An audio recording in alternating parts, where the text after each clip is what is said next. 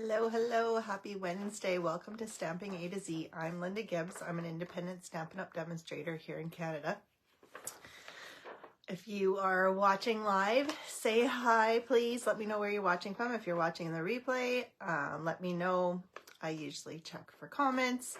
I always try to reply. Thanks for watching, no matter how you're watching. I appreciate it. Stamping A to Z is a series that I do. It's a weekly series that I do here on my Facebook page. It goes through all the different Stampin' Up! Products that we have and how to use them and different ways to use them. So new and different techniques that maybe you haven't thought of. So it will allow you to use your products and take it even further in new ways that maybe you haven't thought of. So hopefully it'll inspire you to pull out your stuff and get crafting. Yes, I always show the newest, latest, greatest stuff, but a lot of the techniques that I do show can be done with products that you already have. If you are a new stamper, a lot of times I have done very simple, not a lot of product that you need, or you can always use these techniques with very little products and just your card would be simpler. So there's the whole gamut. If you're just starting out and you aren't sure what you can use, actually my earlier videos where I started basically from A to Z with all the different tools and products might give you an idea of what you might want in your stash of stuff to be able to do some card making. So anyways, all of my previous videos are on my Facebook page. About half of them, more than half, are on my YouTube channel. I still need to download the rest of them. I keep forgetting. Anyways, it's March 1st. Ooh, sorry. Celebration is over. Boo, I missed the free stuff. However, Stampin' Up! Has just released some online exclusives. So if you go into my store at lindagibbs.stampinup.net and you go shop, you can see all the online exclusives, and there's some new products never seen before. There's also some old products that maybe you've been missing, such as I noticed there's a 2-inch and a 1 3/4 inch circle punch that you can get your hands on, and those are like super convenient to have. And I don't know why they retired them, but they're back. So you can get them. They're on the online shop. Great stuff. There is, I have it posted. There's a, you can scan the code as well and it'll take you right to them. I was hoping to have my products today to be able to show you some of the stuff we were able to pre-order. However, it is arriving today, so I don't get to show it to you today. So hopefully next week I'll have some stuff to show you. Today we're going to be looking at embossing, but embossing in a different way. I saw one of the techniques through, actually it was Stampin' Up! That posted it on their, I think that it's Technique Tuesdays or something, where they post, I don't think they post it every week, but they post something, and I just thought it would be fun to try, and it definitely took a lot of trial and error, so I thought, why not do a video so that you can figure out how to do that instead of, they just post pictures. So I took that and I kind of twisted and turned it and came up with 3 different techniques of using that style. So we're going to be playing with embossing folders, like the dry embossing, not the powder or anything. So I will turn you around and we will get started here.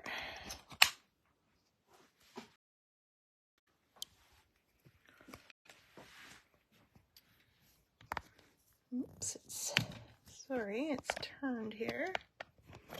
Ah! Make you seasick. Hopefully I don't hit the power button and turn it off. That would not be good. Move this down. Okay, should we zoom in a little bit? Oops, too much. Good. All right. Let me turn on my iPad so I can hopefully see comments. There we go. All right. let us get started. So kind of the idea of this today is to emboss a part of your paper instead of all of your paper. So we have all these great, hang on, let me pull them out. All these great embossing folders. Where did the other one go? Anyways, so we have this little raindrop one. We have this metal plate embossing folder. We have painted posies. That's in the annual catalogs. We have, I'm missing one of the ones I need. Oh no, here it is. It's just buried in the pile. Of course, I have too many things going on. There's this cool cloud one. There's this cane weave one. So some of them are 3D, some of them are not. So for this technique, you're gonna have to just kind of, it's trial and error. Use some scrap paper at first because it probably won't work the first time. I know it didn't for me. But definitely it's, I'll show you as I make my sandwiches. It's not any normal sandwich that you're going to use to do these. So normally there's a set sandwich, and what I mean by sandwich is if you have the cut and emboss machine, there's a certain way that you sandwich, like, so the 3D embossing folder has a specific grade plate, and then the standard embossing folders, you use 2 of the clear cutting plates to run it through. So for this technique, you're not going to be using that as your guide. So be patient. It's not going to be perfect. I still haven't perfected it. It's getting there, but you know, maybe you'll come up with an even better way and you can share it too. Okay, so I don't know why I have such a shadow here today. I have my blind down because it was super, super sunny and it was really, really bright, but now I'm wondering if it's not bright enough. I think it's good. Anyways, okay, so our first one, which is kind of what started all of this with the Stampin' Up example, is, where's my, see how I move things and then I lose things. Story of my life. Okay, so we've got our card base here. Let's find a piece of cardstock. Here we go. So we want to emboss that, but we don't want to emboss the whole thing. So I've got my cane weave, which is out of our mini catalog, and I want to emboss this paper, but I don't want just one solid piece of paper embossed. So what I've done is I've cut out some chipboard with the dies. So this is from the Shapes, the Stylish Shapes dies. It's the biggest square. Now I've got 2 pieces of chipboard. So obviously I did them one at a time. Then I glued them together, and you have to run it through, and it's not going to go all the way through your chipboard. So you kind of have to do it on both sides. So you want to mark where you're doing it. Or the other way I learned over time is cut out your chipboard. You can kind of break it and then sand down your edges, and then take 4 pieces of cardstock and put 2, like cut it out, put 2 on each side, and it makes a nice clean cut that way. So you've got like your, what's going against your paper when you're, or against your thing. Although I don't know if the cleanliness really matters, because it's the thickness that matters, because you need to have this hole big enough that it doesn't push down when you're running it through, and get that impression. So that is what I have done here. But if you don't have chipboard, that's okay. Like I said, you can cut out a bunch of pieces of cardstock and glue them together. You would probably need 6 to 8 pieces, I would say. because 3 to 4 makes each slice of chipboard, and I needed 2. 1 was not cutting it at all. You need minimum 2. So that's how you make your template, I guess, if you want to call it that. Then you need, I really didn't make myself enough room for the big boss. All right, then we're going to pull out the big guy here, and we're going to go down to just the number 1 plate. Then we're going to insert our paper. Ooh, just throwing things everywhere. We're going to insert the paper into the embossing folder. We're going to put the embossing folder down. Now, I've done this 2 ways. I haven't decided which is the better way. I was using the thin embossing mat, which is old. It's not from this machine. It was before this machine. It was a Stampin' Up! Thing, but it's no longer available. So I was using this just kind of as a cushioning. It's super, super thin, but I think it just added that little bit too much of thickness. So I've gone back to just on plate 1, and then you want to decide where you want your square. It's kind of hard. My sheet, my paper almost looks like it's not square. I'm going to line it up on our line here so that I know that that is straight. And then I think I'm just going to line this up with the folder, so because I want it higher up. And I turned it around because you always want to run your folder with the bend going through first, because if you run it the other way, if it gets kind of squished, it'll break that binding. So you don't want to do that. Then you can put a plate. It moved. You can tape it down if you're having troubles keeping it in place. It's just because I'm pushing down and it's moving. So what I'm going to do, I'm just going to pull it out more, and then I'm going to put my plate straight down, and then I'm going to run it through and see how tight it is. So you always want to test kind of how tight.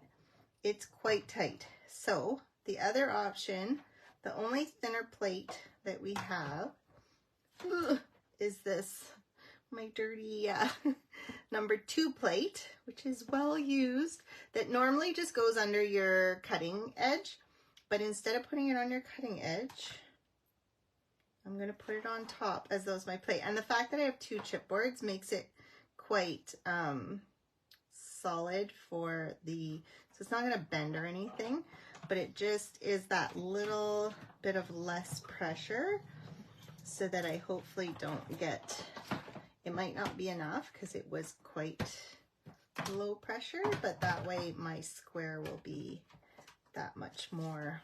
So you can see, I don't know if you can see this, you have a nice flat square, and then you've got the embossing around the square. The embossing, probably because it's a 3D folder, could be a bit deeper if you use the harder plate, but then you get a bit more edge. So it just depends on how finicky you are, which look you're going for, and how you're going to do that. Like I said, it is big time trial and error. Then what you can do if you want to really emphasize that square, I've got some sticky notes here, and I'm just going to go around and cover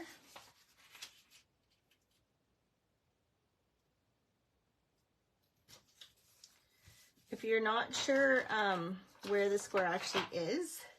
So I have here, let me just, this is a masking paper here, so you could put the paper down and then put your squares on, or you can just kind of follow the lines. try and get that square going. And then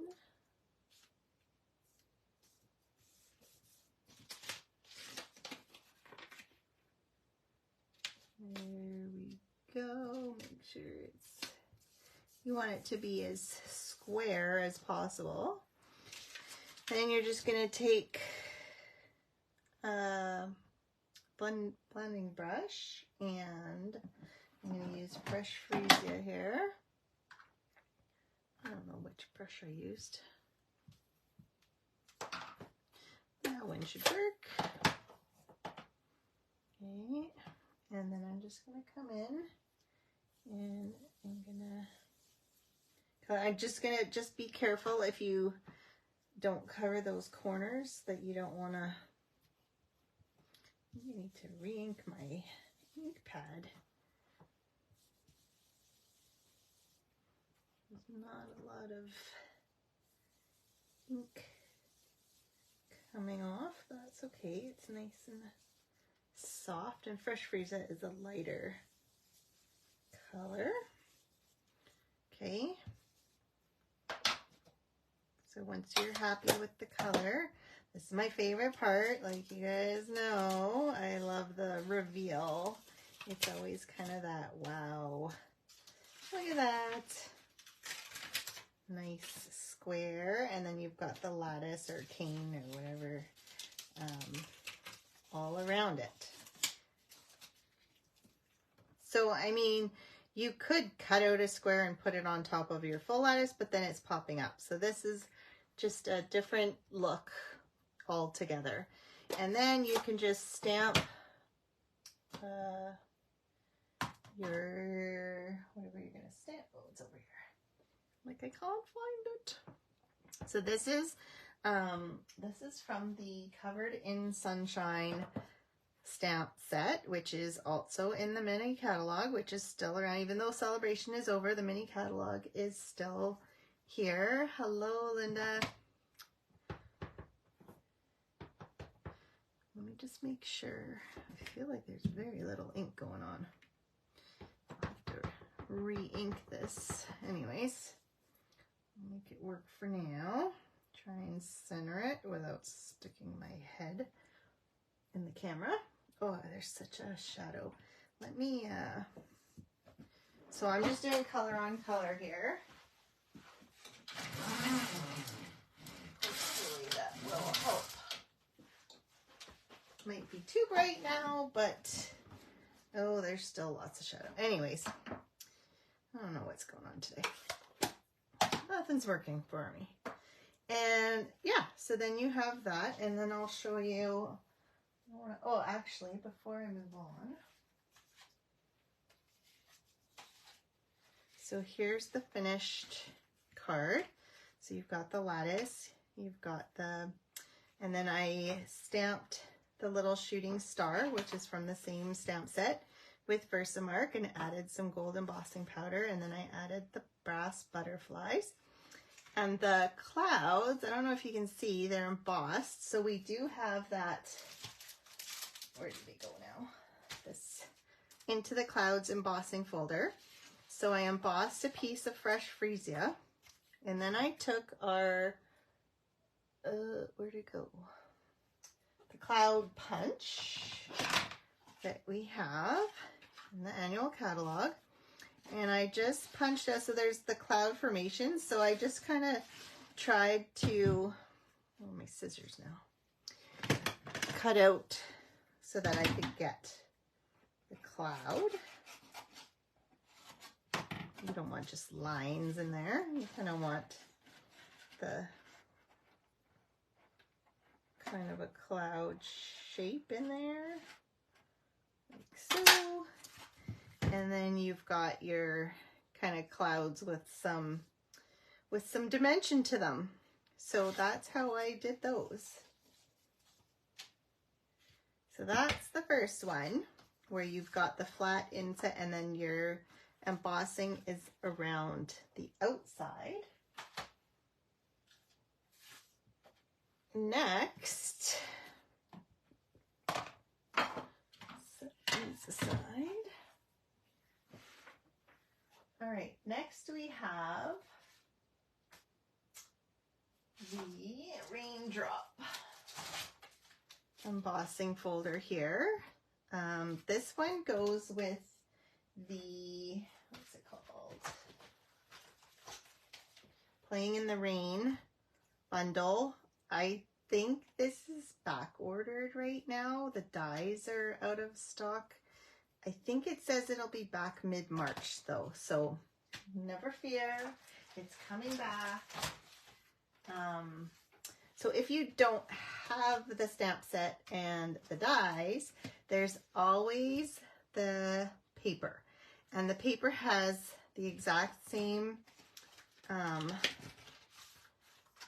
animals, and they're already pre-colored for you, and you can just, you can fussy cut them, or if you have the dies, you can just cut them right out and have a whole bunch of animals ready to go. And the cool thing with this paper, and I don't know if I'll be able to get it to show in this light, well, the way the light is, there's this UV coating, so the raindrops actually, no, it's not gonna work. Maybe like that. See that? Anyways, it's shiny, like the little water puddle, and then their shirts and coats have like shiny to them. It's kind of cool. Kind of cool. It's really cool. All right.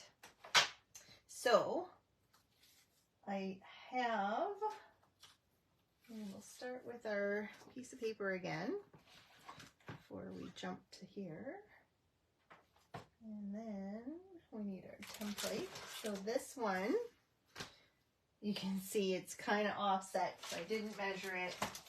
You know, I wasn't being very finicky. This one comes from the Fabulous Frames dies. It's in the annual catalog also. This is the oval. So when you cut out the oval, it actually cuts out a frame and the inside oval. So this is the outside. So this is as big as the oval gets. So that's my template. So again, like you can see, it's uneven here. I didn't perfect this one.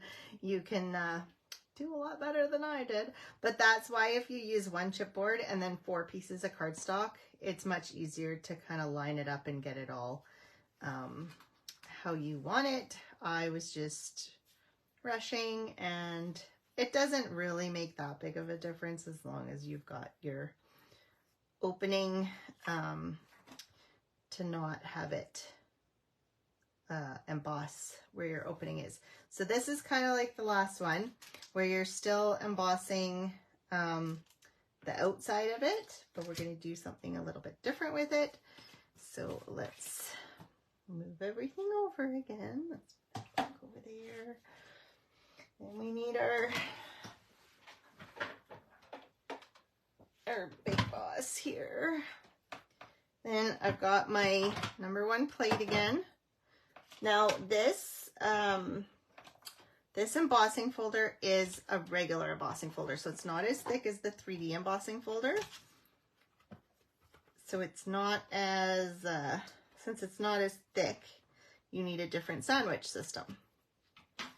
So once again, we've got, this is kind of hard because I'm not sure. Oh, and I want my oval going the other way. I almost messed that up. Good thing I checked. Okay, so I'm going to put my paper this way because I want my oval to go this way. And we'll just kind of see where we are. Kind of want it centered. So we've got that. I'll show you with the, where did it go?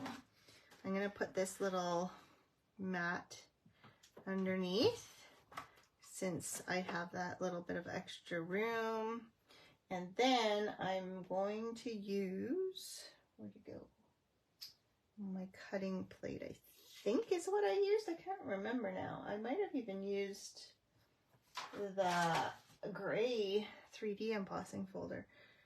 Not folder, plate.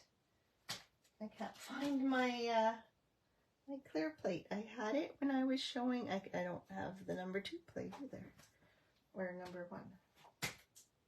Where do my plates go? Oh, there they are. Okay.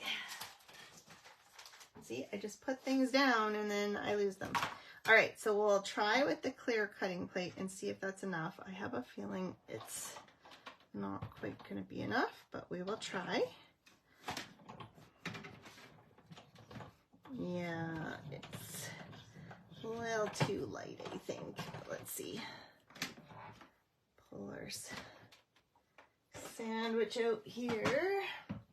Let's see if it did anything. I don't want it to move because, oh, and I ran, no, I didn't run it through. Oh, no, we're good. It was enough. It really doesn't take much. I always feel like it needs more oomph. But, so there's your ticket. If you want it to work, make sure it feels very easy to run through. If it's tough, it's going to, like you can see, there's, I don't know if you can see that, there's a bit of an impression of the raindrops here where the edge of the oval was. So the more pressure you have, the more it's going to come in and wreck that as you run it through. So just be aware that it should be easy when you're running it through. So then I cut our masking paper. Like I said, it comes with a frame and an oval. And this time I'm going to mask the inside instead of the outside. And so I usually forget to do this. You want to stick it down to your clothing a couple times. The reason being is it is too sticky otherwise, and it'll end up ripping your paper when you pull it up. So I find the easiest way is to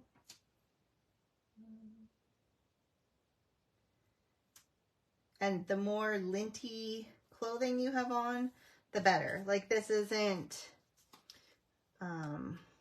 like I was wearing a fleecy the other day. That works really well. So the less lint your clothing has, the more times you're gonna wanna put it down and just kind of have it. You can, I don't know if you can see, there's a bit of lint on there. And then we're gonna stick it down like so. So then now we've got our oval shape covered. And to accentuate the oval shape, we're going to go and we're going to blender brush the outside this time. And we're going to do that with Balmy Blue, because, you know, that's kind of sky colored. And oh my goodness, my brushes are all falling over. Okay, so then I'm just going to come in. And when you've seen this before, when you emboss over, or when you brush over an embossed picture, it really accentuates whatever is embossed. So this makes your raindrops really pop. And I just realized I almost put my picture upside down. So you don't want your raindrops going uphill. You want them flowing downhill. Oh, that sun is, I might have to close the blind again.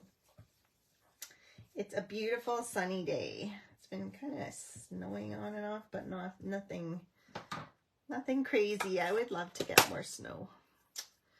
It's more fun to play in. All right, okay, that's getting too bright. You guys can't even see the color. So let's try that. Hopefully that's a little better. Okay, so now we get to do the big reveal. Love the reveal. And you can reuse this. You don't have to do just one. Don't toss it. And voila. You have your nice oval that's nice and flat, and you've got the extra there. And then I have Oh Happy Day, which is from the same Playing in the Rain stamp set here. And I'm just going to take my Balmy Blue again. I'm going to stamp it off to the side here. So the nice thing with having it not embossed is you can have a nice flat spot to do your stamping, right? Like with the other one too. It doesn't have bumpy bumpies. And then I stamped my little rabbit and some clouds and the puddle. I'm not going to color it all for you guys. I just wanted to show you though, the cool thing is when you cut out the rabbit, it doesn't cut out the puddle, it just cuts him out. So then if you cut out this puddle, you can put him in the puddle that way. And then the clouds all get, where did my clouds go? I lost my cloud die. Oh, it's in the package. Ha ha ha. It's a three cloud, so it cuts out all three at once, which is kind of nice. So then I colored, I cut, and I ended up with this cute little guy.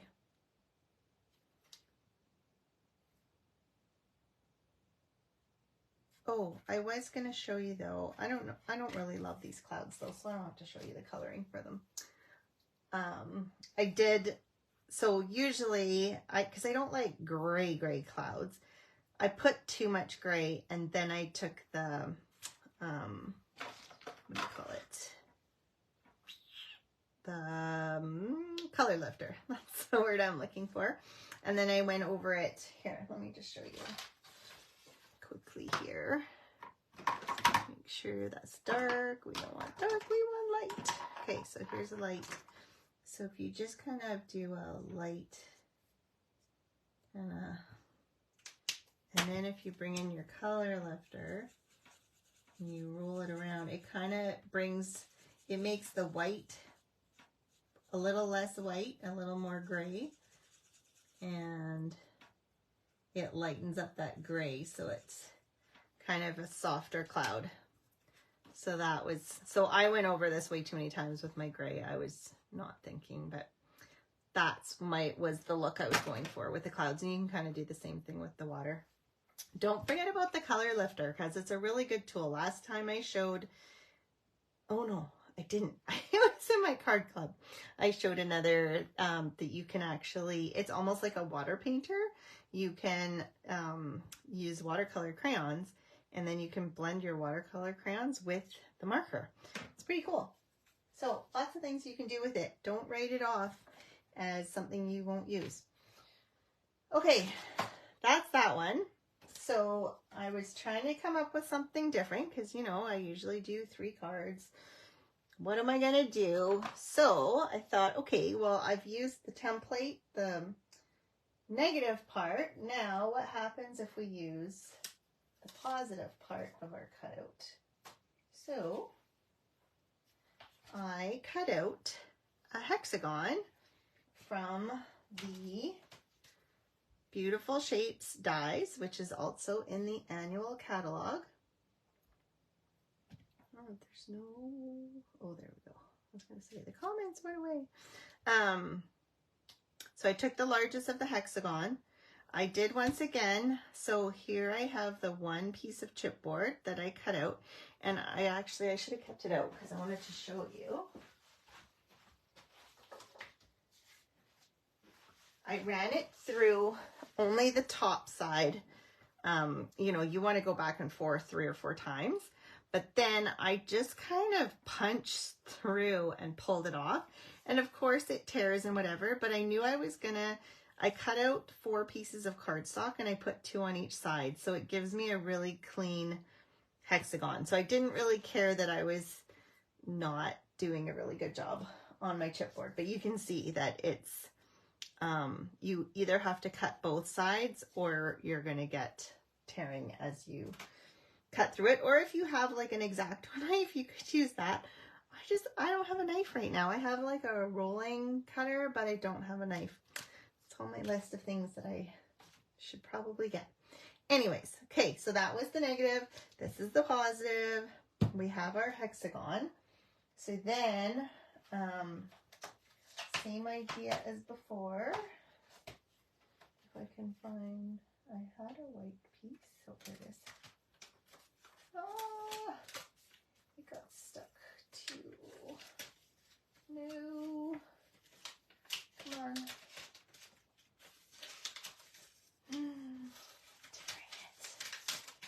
See, I don't have enough lint. My masking paper. Oh, see? Luckily, we have two sides, so I'm just going to use the other side. I'm going to pull this off.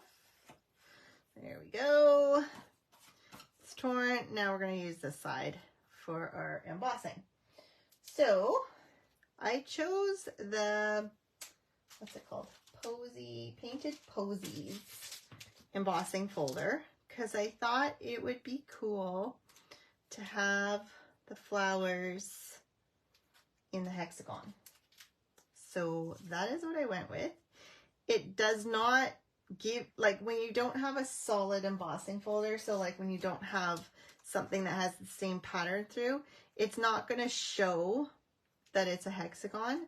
So you'll see we need to make sure we color either the inside or the background to get that shape, just like we did with the other ones. But so the raindrop is kind of in the same boat in that it's got enough spacing that it's hard to tell that that's an oval. The square one is the one where you can see the square more, but it's, I don't know, I find it's really nice if you really accentuate the shape. So that is what I did. So then I'm going to put my paper in here about where I want my hexagon to be. And I'm going to pull my big boss back here. Okay, and then we need our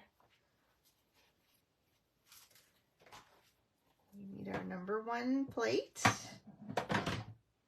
Then we need our embossing folder and paper and our whatever you're using to just get that space there. And then because this is a 3D embossing folder, I'm going back to the number 2 plate, which is the thinnest thing. If you don't have all of these plates, you could use chipboard, you could use craft foam, you could use multiple pieces of cardstock. Just keep playing with it until you are happy with what you have. So here, I don't think this is thick enough. We'll see. It almost feels like it's not doing anything. Let's see. Oh, but it did. Like I said before, if you know, it went past, but that's okay, because you'll see. You can always, if you have too much past, obviously you could try again with a thinner layer. Or I find once it's colored, or if you want to put like, so like with this, if you're adding pieces, so you could add like an external flower and kind of hide pieces that shouldn't be there. But here is my half torn, I'm just going to try and get a little bit more lint on here because it is very sticky and it keeps tearing everything.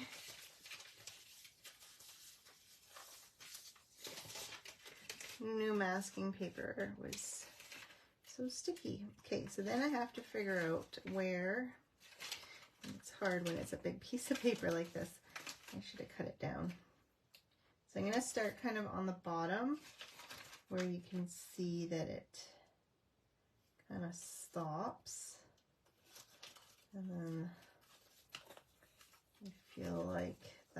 kind of the main embossed area. And then we're gonna, I'm not gonna go too hard because it'll just pull all the paper up. Okay, so once again, we need our blending brushes. I'm gonna use the little ones since I'm doing the inside and I have a little area and I want multiple colors. So these are the little ones that are in our mini catalog. Love them, they're so cute. And I'm gonna just do these bigger flowers. And you can see I'm pulling down because it's torn and it's sticking up there. So I don't want to get the ink in there.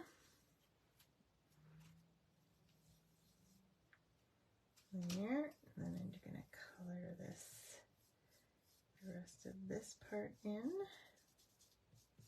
Then I'm going to take some pale papaya. I'm going to do this stem of flowers, whatever it may be.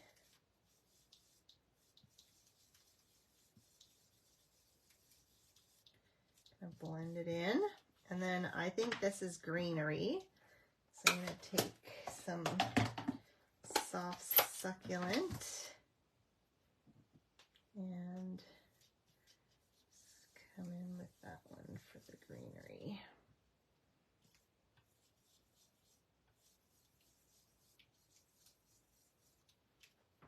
Like so. I wonder, this looks like it might be greenery too, but I'm not going to try and get in there. Okay, then we want to carefully remove the mask. So you can see there's still a bit of embossing that went past, but by doing the coloring with the mask, it just helps to define that shape that we did there. So this, yeah, like this side worked really well. I think it's when I went back and forth that I got that. So don't go back and forth, just one pass, easy peasy, light as can be, and then you get your nice print there. And then I took, so this thanks, I'll stamp it first, then I'll show you where it came from. Nice big thanks.